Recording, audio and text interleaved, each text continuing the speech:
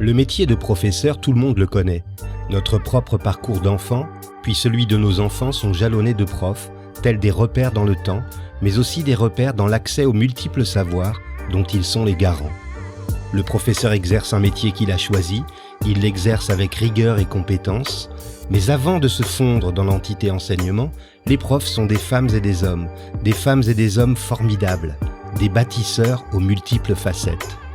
Je suis Christophe Salomé, professeur des écoles depuis une trentaine d'années, et depuis 15 ans, je me promène d'école en école en tant que maître remplaçant. Je découvre régulièrement des personnes qui ont des choses à raconter, des personnes qui font, des personnes qui ne sont pas juste des enseignants, des profs, etc. Dans ce podcast, je leur donne la parole. Qu'est-ce qui leur a donné le désir d'enseigner? Quelles sont leurs valeurs, leurs passions, leurs attentes? Qu'ont-ils envie de partager? Prof, etc. Je reçois aujourd'hui Sandrine Bourdin qui occupe actuellement les fonctions de principale adjointe dans un collège de Suresnes, dans les Hauts-de-Seine. Cet exil est interrompu chaque week-end par une pause méditerranéenne puisqu'elle rentre chez elle à la Colle-sur-Loup pour rejoindre sa famille. Sandrine est née à Nancy, dans l'est de la France, et à l'âge de 6 ans, son rêve était de suivre les traces de sa maîtresse de CP. Et c'est ce qu'elle a fait, puisqu'elle est devenue institutrice, puis directrice d'école. Et il y a 2 ans, elle a décidé de tout remettre en question. Elle a réussi le concours des personnels de direction, une grosse remise en question dans laquelle elle a trouvé un immense épanouissement. Elle voit sa carrière comme un engagement indéfectible au service des élèves, jalonné de rencontres inspirantes et de projets passionnants.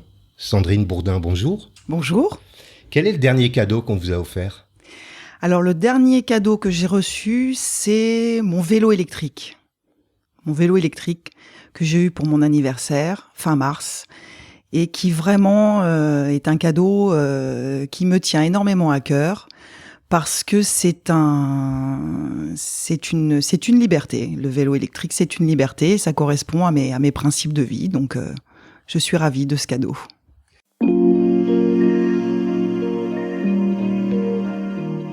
Quel regard portez-vous sur votre enfance, Sandrine ?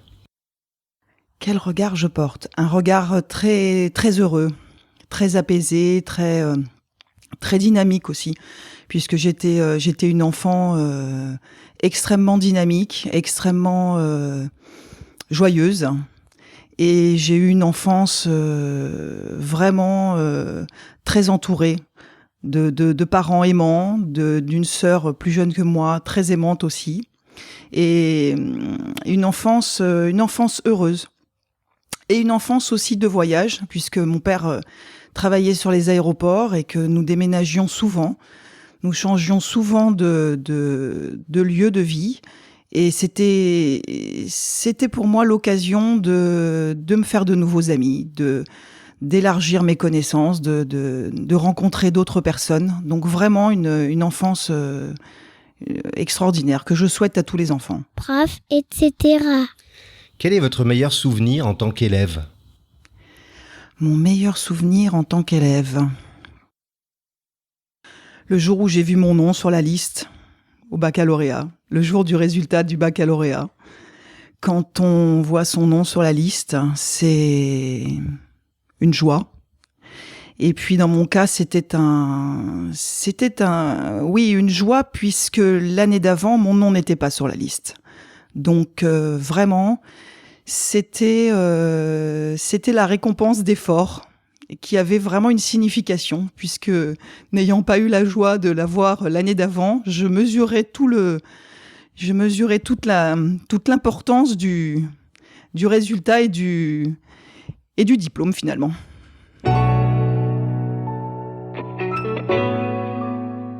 Vous avez été quel genre d'adolescente ?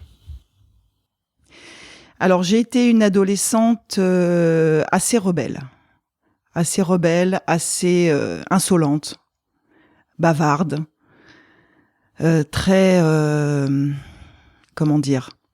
assez indomptable finalement. Et ça a été un petit peu difficile de rester sur la route de l'école, du lycée notamment.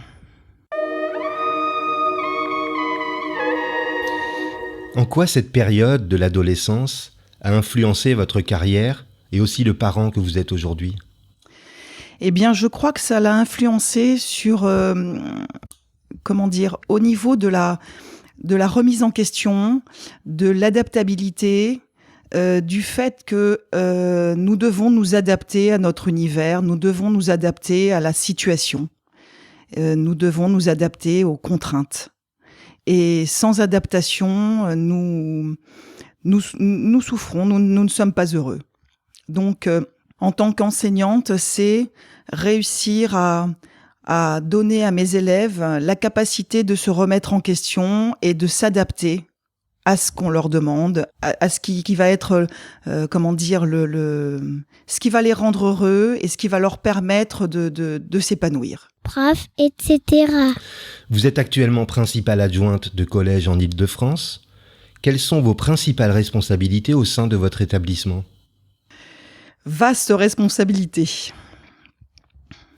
Alors j'ai essentiellement une responsabilité de copilote, puisque la direction d'un établissement du second degré est une question de pilotage. C'est un ensemble de réflexions, d'actions, tournées bien entendu vers l'intérêt des élèves, l'intérêt des personnels. Il faut réussir à orchestrer toute cette communauté éducative et l'amener vers la réussite des élèves, leur épanouissement, la réussite des adultes, l'épanouissement des adultes. Donc c'est une mission qui se tricote tous les jours, où tous les jours il y a une remise en question. Chaque journée ne ressemble pas à la veille. C'est une mission, c'est une responsabilité énorme et passionnante.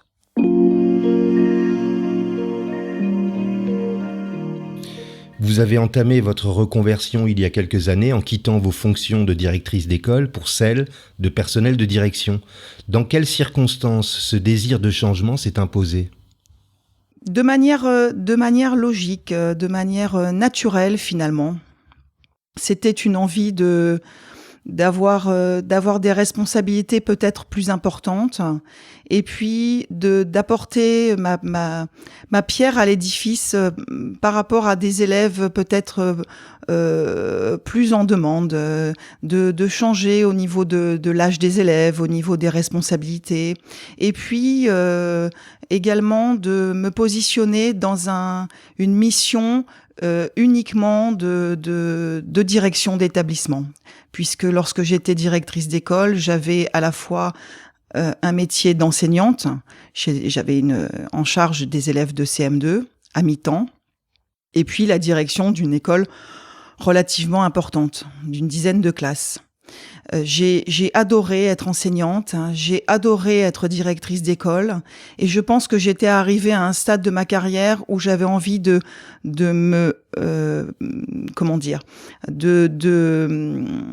d'embrasser principalement des fonctions de direction, d'organisation, de pilotage. Quand est-ce que vous avez ri aux larmes pour la dernière fois ? Et dans quelles circonstances ? Alors, je ris très souvent. Je suis très bon public de blagues assez simples, finalement. Et la dernière fois que j'ai ri aux larmes, c'était suite à mon plus jeune fils me montre très régulièrement des vidéos qu'il trouve sur Internet. Il sait que je suis bon public, il sait que j'adore ce genre de blagues, et donc c'était une vidéo qui mettait en scène un petit chien, et j'ai ri aux larmes, et je ris à chaque fois qu'il me la montre, et il le sait. Prof, etc. Pouvez-vous me citer un moment préféré de votre journée, qu'il soit professionnel ou plus personnel ? Alors mon moment préféré dans la journée, c'est le matin, très tôt. Moi, je suis quelqu'un qui se lève très très tôt, et j'aime ce moment où tout le monde dort encore, où je commence à réfléchir, je bois mon café, je vaque à mes occupations, Je lis les journaux, je consulte mes courriels. Je suis le matin, c'est vraiment un moment paisible et d'intense réflexion finalement. Quelle est la valeur qui a aujourd'hui le plus de sens pour vous ? J'hésite entre deux valeurs. Je pense que celle qui a le plus de sens, c'est le travail. Le travail, la volonté de réussir, la volonté de se remettre sur son travail, à sa tâche, quoi qu'il arrive, jusqu'à ce qu'on ait obtenu ce qu'on attend. Pour moi, c'est une valeur, la volonté de terminer un travail, de refaire un travail, de faire un pas de côté pour améliorer un travail. Vraiment, la force du travail, pour moi, c'est quelque chose de très important. Et vous hésitiez avec quelle autre valeur ? Avec la bienveillance. Avec la bienveillance et le fait de porter un regard bienveillant sur les personnes, sur les êtres, sur les situations, sur les contextes. C'est très important. Je le mets également très en avant.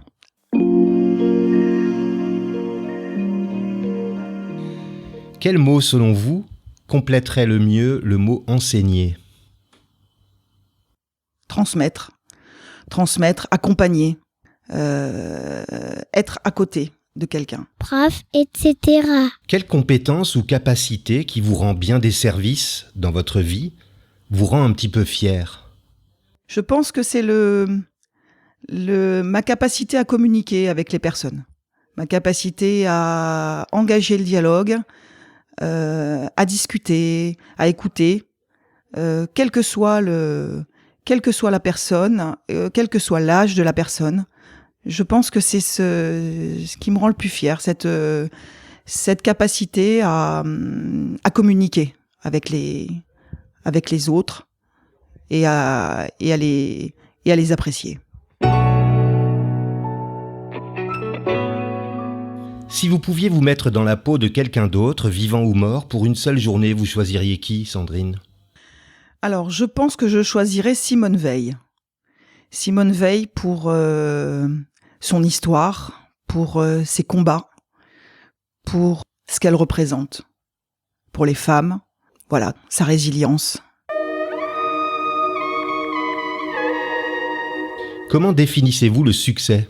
Le succès, très personnel, très à la hauteur de nos espoirs.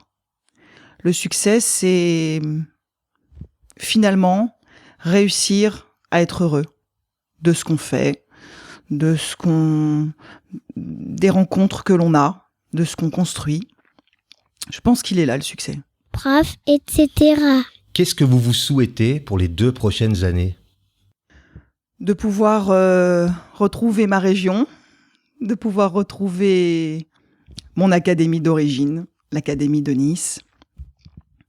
Mais avant, je dois terminer ma mission dans l'académie de Versailles qui m'accueille et qui me forme encore et auprès de laquelle j'apprends énormément. Et j'ai le sentiment de ne pas avoir terminé encore le travail que j'ai à faire avec mes élèves de Suresnes. Donc de pouvoir terminer sereinement ce travail et puis de venir travailler avec d'autres élèves dans l'Académie du Sud. Merci Sandrine d'avoir accepté mon invitation. Merci à vous. Si vous avez aimé cet épisode, n'hésitez pas à vous abonner à Prof, etc. sur les plateformes de diffusion Spotify, Deezer, Google Podcast par exemple. N'hésitez pas non plus à m'offrir des étoiles sur iTunes, ainsi que vos commentaires. Et si vous avez envie de partager votre côté, etc. avec les auditeurs, écrivez-moi à chris, CHRIS, @salome-online.com, SALOME-online.com. À vendredi.